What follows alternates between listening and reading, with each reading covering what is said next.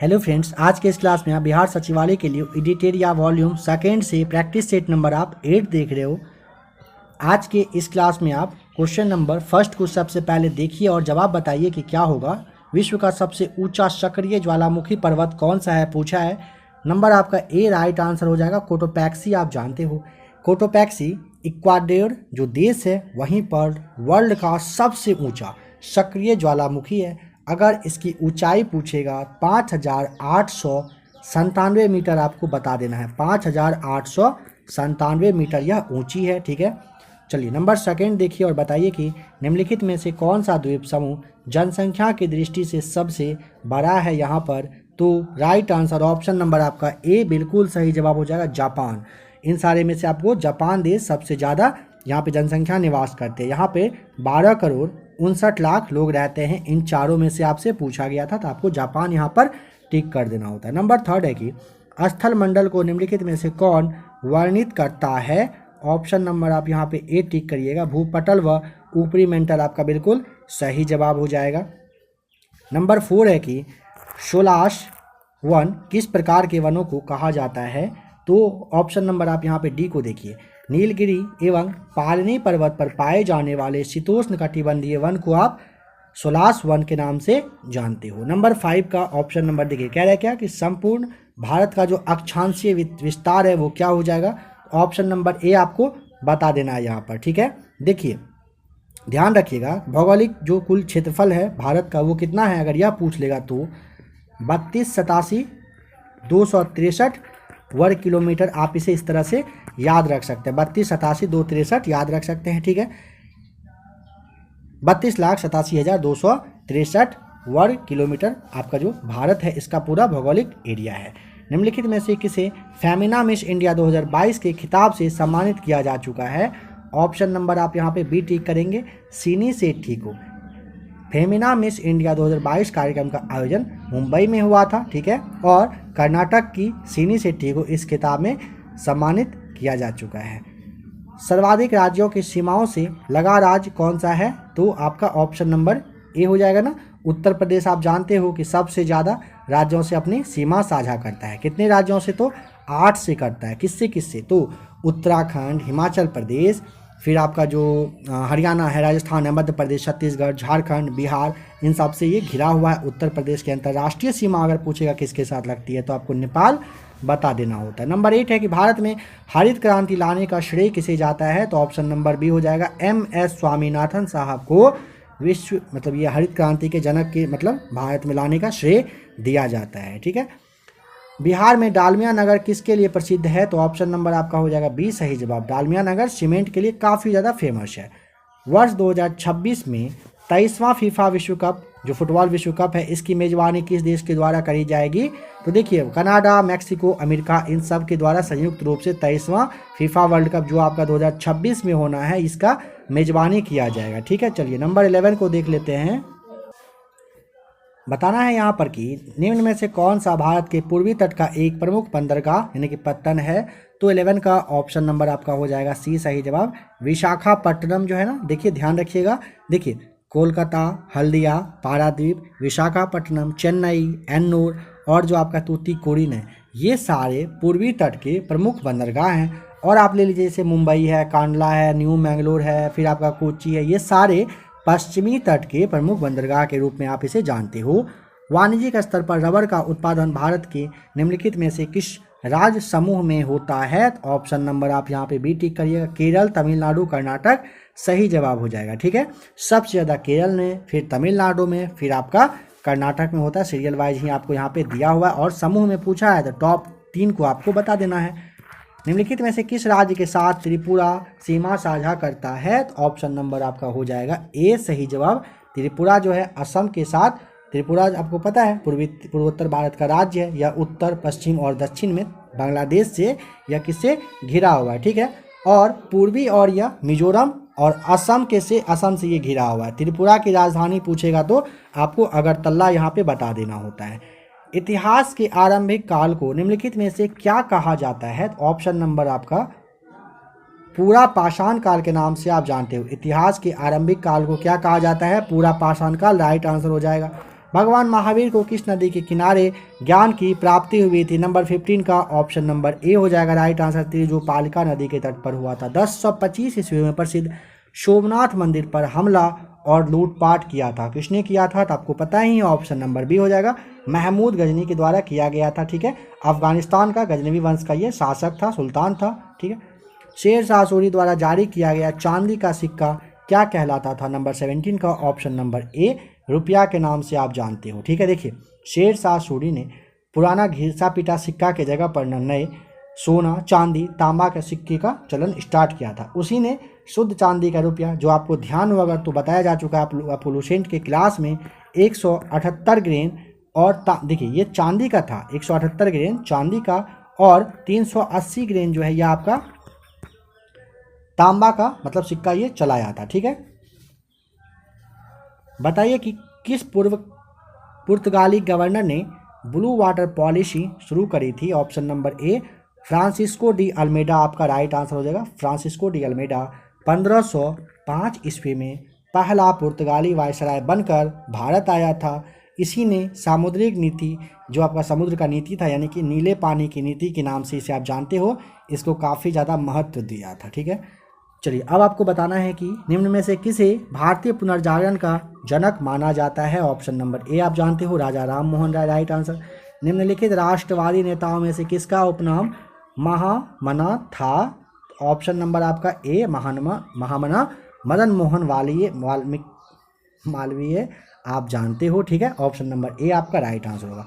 आपको पता हो अगर तो ध्यान हो तो वर्ष 1906 ईस्वी में ना बनारस हिंदू विश्वविद्यालय की स्थापना एनी बेसेंट की सहायता से किया गया था। ठीक है, बाल गंगाधर तिलक के बारे में आप जानते हो ना, लोकमान कहा जाता है उन्हें, दादा भाई के नाम से भारत के वयोवृद्ध पुरुष जाने जाते हैं। रविंद्रनाथ टैगोर को आप गुरुदेव जानते हो, भगत सिंह शहीद आजम है, वल्लभ भाई पटेल हैं लौह पुरुष के नाम से, चित्तरंजन दास है देश बंधु के नाम से, सरोजिनी नायडू है नाइटिंगेल ऑफ इंडिया के नाम से, मदन मोहन मालवीय आपने महामना देख ही लिया। चलिए नेक्स्ट क्वेश्चन देखते हैं नंबर 21 में। बताइए कि 1857 के विद्रोह को भारत के प्रथम स्वतंत्रता संग्राम की संज्ञा किसने प्रदान करी थी? ऑप्शन नंबर आपका यहाँ पे बी हो जाएगा राइट आंसर, वी.डी. सावरकर के द्वारा दिया गया था। ठीक है, वी.डी. सावरकर ने अपना पुस्तक लिखा था the Indian war of independence 1857।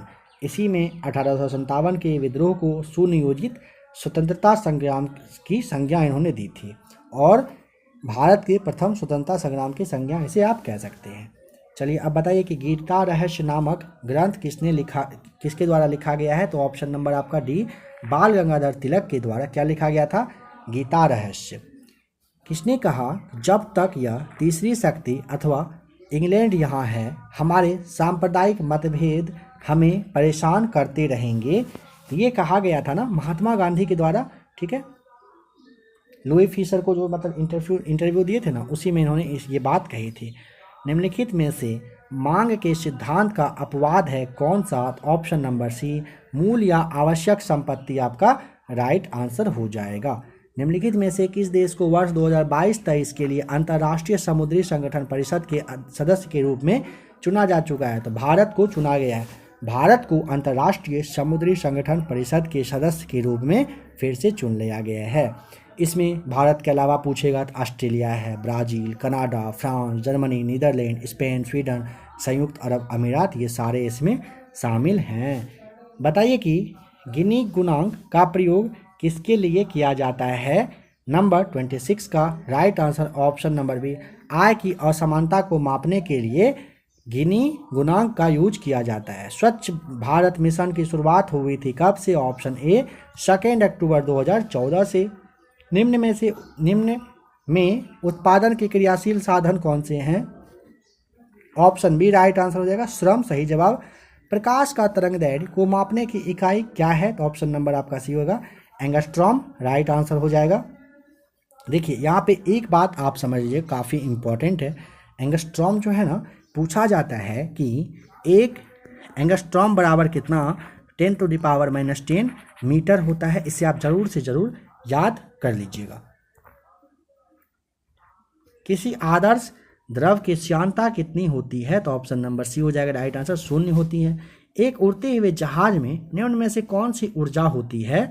Option number सी, स्थितिज एवं गतिज ऊर्जा दोनों होती है, ठीक है। उड़ते हुए जहाज में पृथ्वी तल से ऊंचाई के कारण स्थितिज ऊर्जा होती है और उसके रेखीय वेग के कारण उसमें गतिज ऊर्जा भी अवेलेबल रहता है।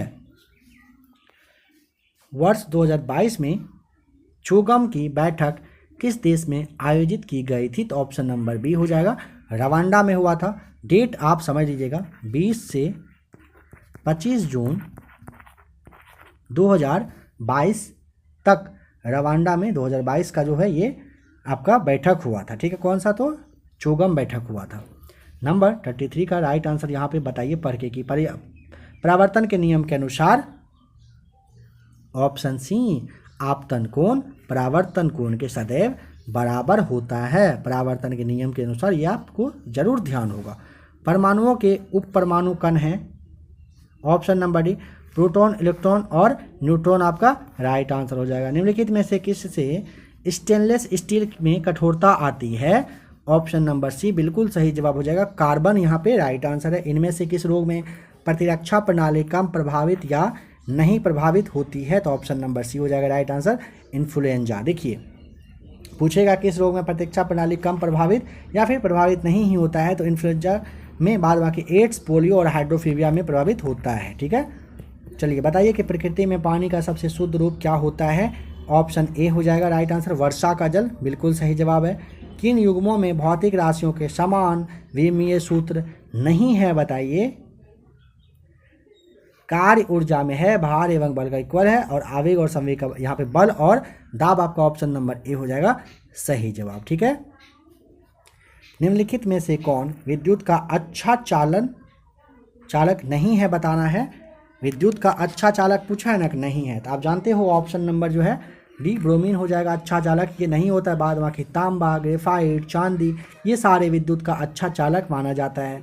डाउन सिंड्रोम क्या है? बताइए। तो ऑप्शन नंबर आप जानते हो बी हो जाएगा, आनुवांशिक रोग को आप ये डाउन सिंड्रोम के नाम से इसे जाना जाता है। शरीर का सबसे कठोर भाग कौन सा होता है? तो ऑप्शन नंबर बी सही जवाब हो जाएगा, एनामेल।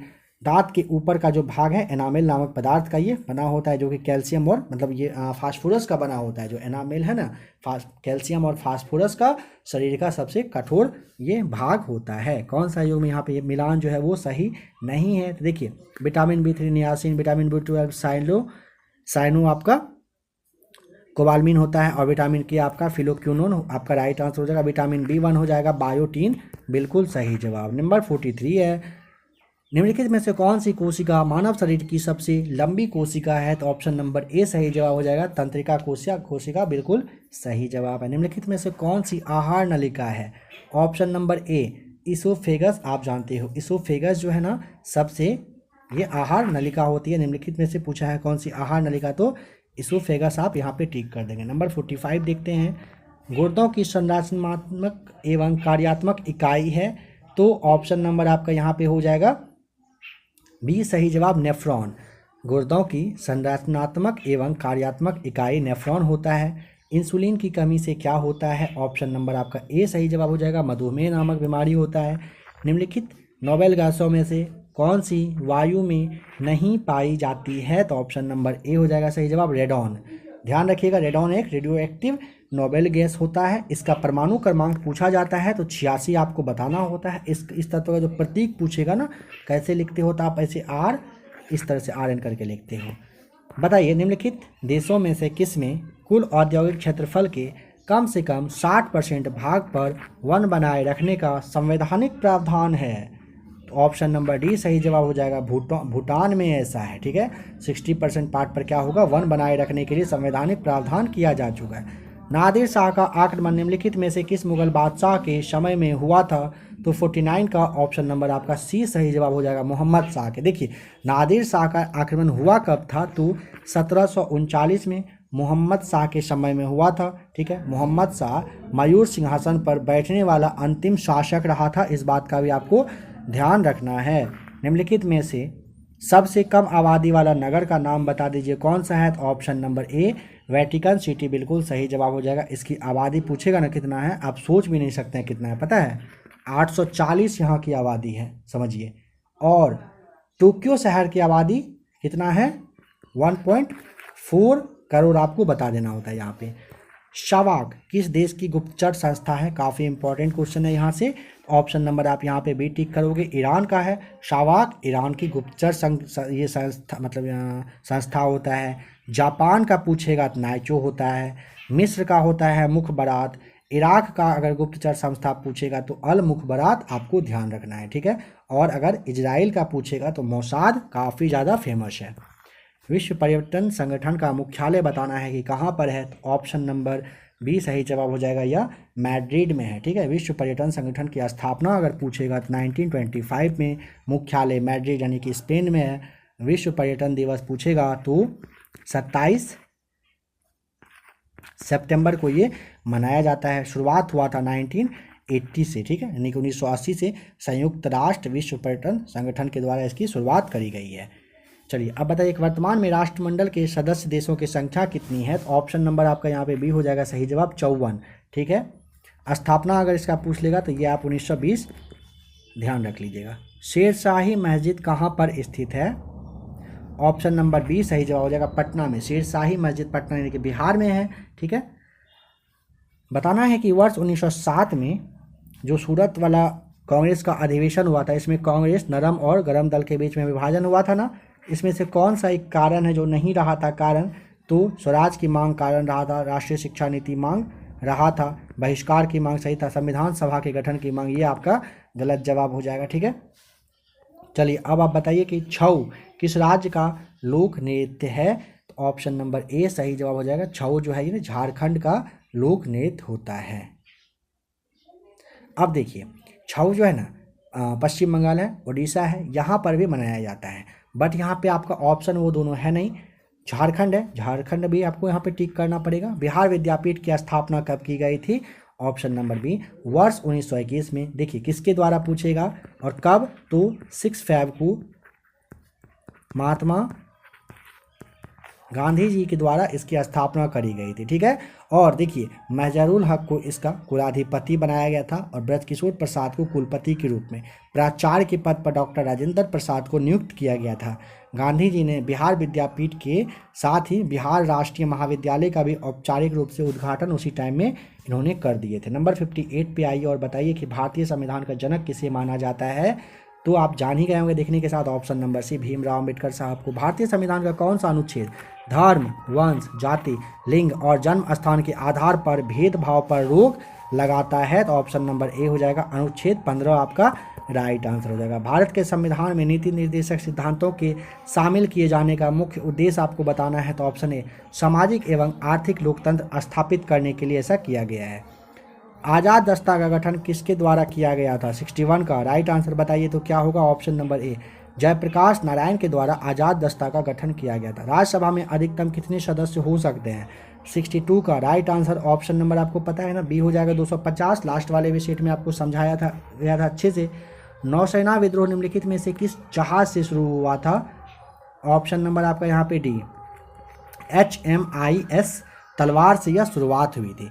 नौसेना विद्रोह ना 18 फरवरी 1946 को HMIS तलवार से मुंबई का जो जातीय भेदभाव और अपने वेतन है, फिर राशन है, उसके लिए मतलब कहिए कि अन्यायपूर्ण जो बर्ताव वगैरह किया जाता, सब की वजह से विरोध शुरू यहाँ पर स्टार्ट कर दिया गया था। नंबर 64 में बताइए निम्नलिखित में से कौन सा अनुच्छेद भारत के प्रधानमंत्री के नियुक्ति से संबंधित है? तो ऑप्शन नंबर आपका अनुच्छेद जो है 75 होगा ना, तो ऑप्शन नंबर ए आप यहाँ पे टिक कर देंगे। किस अनुच्छेद के तहत भारत का उच्च न्यायालय रिट जारी करता है? तो 65 का ऑप्शन नंबर आप यहाँ पे क्या टिक करोगे? ऑप्शन नंबर बी अनुच्छेद 226 के तहत क्या होता है ना कि भारत का जो सर्वोच्च न्यायालय है, और अनुच्छेद 226 एक मिनट रुक जाइएगा, देखिए समझ लीजिए थोड़ा सा अच्छे से। भारत का उच्च न्यायालय पहले पूछा ना, तो अनुच्छेद 32 के तहत भारत का सर्वोच्च न्यायालय को भी आप समझिए, और अनुच्छेद 226 के तहत, यानी कि आपका जो ऑप्शन नंबर बी है ऐसे आप समझ लीजिए, ऑप्शन नंबर बी आपका यहाँ पे राइट आंसर हो जाएगा। अनुच्छेद 226 के तहत उच्च न्यायालय रीट जारी करता है, और अनुच्छेद 32 के तहत सर्वोच्च न्यायालय रीट जारी करते हैं यहाँ पर।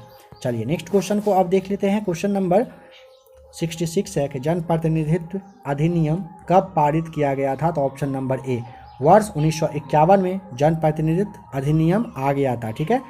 एक वर्ष में ग्राम सभा की न्यूनतम कितनी बैठक बुलाई जानी अनिवार्य रखा गया है? क्या पूछा? जनप्रतिनिधित्व अधिनियम कब पारित किया गया था? आपने देखा 1951 में। अब आपको बताना है कि एक वर्ष में जो ग्राम सभा की न्यूनतम बैठक होती है यह बुलाई जाती है कितनी बार, आवश्यक होती है ना। तो ऑप्शन नंबर बी हो जाएगा राइट आंसर, 4 बार। मुखिया अपना त्यागपत्र किसे देता है बताइए? तो ऑप्शन नंबर आपका यहाँ पे सी सही जवाब हो जाएगा। जिला पंचायती राज पदाधिकारी को मुखिया अपना त्यागपत्र देता है, जो कि कभी देता नहीं, आप जानते हो, है ना।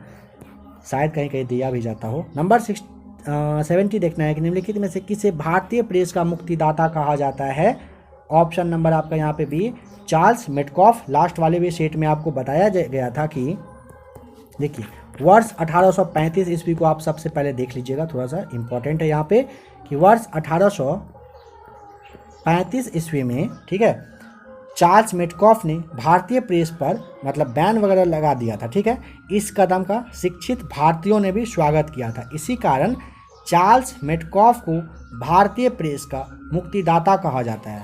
एक बात समझ पाए, शायद बताने में मिस हुआ क्या? देखिए 1835 में चार्ल्स मेटकॉफ ने भारतीय प्रेस को ना, जो बैन वगैरह लगा हुआ था ना, उसको मुक्त किया गया था। ऐसा नहीं है कि उस पर बैन किया गया था, ठीक है। इस बात को समझ लीजिए फिर से।